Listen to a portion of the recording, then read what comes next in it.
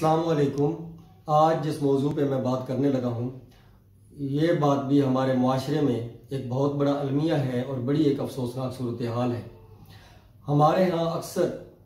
ज़्यादा पढ़े लिखे अफराद भी और कम पढ़े लिखे अफराद भी इस चीज़ का शिकार हैं। वो क्या करते हैं कि कोई भी उनके पास कोई ख़बर लेकर आता है, कोई पैगाम लेकर आता है, तो उसको वो बिला तहकीक, बगैर तफ्तीश, बगैर तसल्ली किए वो बात आगे फैला देते हैं। और इसके अलावा कोई भी हमें कोई खबर लेकर आता है किसी के खिलाफ, तो हम फौरी तौर पर उसको उसकी तह तक पहुंचे बगैर हम किसी दूसरे के खिलाफ जो है वो कदम उठा लेते हैं। तो ये एक बहुत ही समझे कि माशरे में गलत हमारे यहाँ रवाज पा चुकी है बात। इससे क्या है कि हमारे यहाँ 90% तकरीबन जो मसाइल हैं, परेशानियाँ हैं, लड़ाइयाँ हैं, झगड़े हैं और आपस में एक दूसरे से नाराज़गियाँ हैं, ये इसी वजह से जन्म ले रहे हैं। हमारे यहाँ क्या होता है कि कोई भी शख्स हमारे पास जब आता है, हम उसकी बात को मिनो तस्लीम करते हैं। क्यों? हमें ऐसे लगता है कि वो हमारा कोई बड़ा करीबी है। हम यही समझते हैं कि वो कभी झूठ बोल ही नहीं सकता, वो कभी गलती कर ही नहीं सकता, और हम उसकी बात पर यकीन कर लेते हैं। और हम कदम क्या उठाते हैं कि किसी दूसरे के खिलाफ, जिसके खिलाफ उसने बात हमें बताई होती है, हमें पता चलता है कि भाई उसने अच्छा हमारे साथ ये किया, वो किया, हम उस दूसरे के खिलाफ अपने कोई ज़हन में गलत जो है वो ख्याल पैदा कर लेते हैं और वो गलत फैसला कर लेते हैं। और हमारे यहाँ तो ये भी सूरत हाल है, कुछ लोग इतने ज़्यादा इस किसी बात को सुनकर गुस्से में आ जाते हैं कि किसी दूसरे के खिलाफ, चाहे वो करीबी रिश्ते हों, चाहे जो भी तल्लुकात हों, उनके खिलाफ बड़े सख्त फैसले कर देते हैं। जी आप लोग का हमारा आना जाना ख़त्म, आप लोग के हमारे खुशी और गमी के रस्म रिवाज ख़त्म,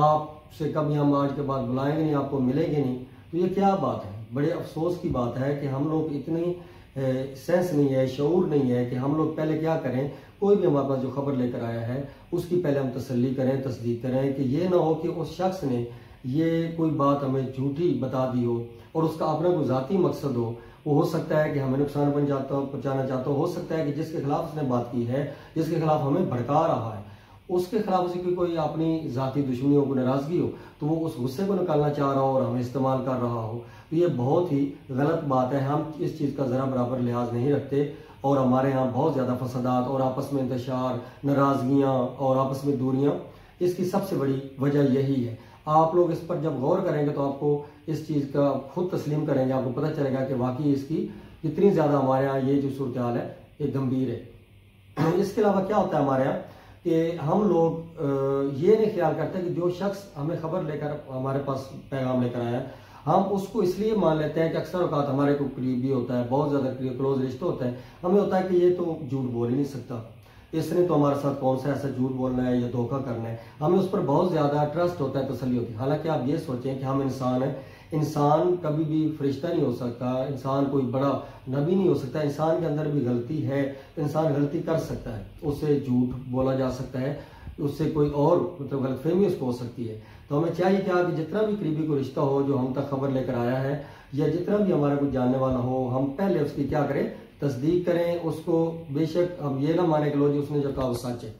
हम मुसलमान हैं, इस्लामिक पॉइंट ऑफ व्यू से भी हम गौर करें अगर, तो इस्लाम में भी यही हुक्म है कि जब आपके पास कोई खबर लेकर आए तो आप सबसे पहले क्या करें, उसकी तफ्तीश करें, उसकी तहकीक करें। ये ना हो कि अनजाने में किसी कौम को, किसी इलाके को, किसी शख्स को, किसी कबीले को आप नुकसान पहुंचा बैठे और उस नुकसान का खमियाजा आपको बाद में भुगतना पड़े, आपको बाद में बड़ा अफसोस हो कि मैं पहले गलती मेरे से हुई तो मैं पहले इस बात की तस्दीक कर लेता, मेरे से कितना बड़ा ये गलत काम हो गया, कितनी बड़ी गलतफहमी में मैंने दूसरों के खिलाफ ये फैसला कर दिया या उनको नुकसान पहुंचा दिया। तो ये चीज़ हमारे यहाँ माशरे में बहुत ज़्यादा सराहियत करती जा रही है और इस चीज़ को हम गौर से नहीं देख रहे और हम इसमें सब ही जो है इस चीज़ के इसमें गिरफ्तार है, इसमें मुजरिम है। तो हमें चाहिए कि हम इस चीज़ का ख्याल करें और इससे कम से कम और नहीं तो हम, क्योंकि जो बड़े हैं, अपनी जो आने वाली नस्लें हैं, बच्चे हैं, उनको भी इस चीज़ से बचाएं ताकि वो भी लोग, जो बच्चे हैं, वो भी इस चीज़ का असर यही लेंगे और कल को वो भी इस तरह माशरे में उन्होंने ज़िंदगी गुजारनी है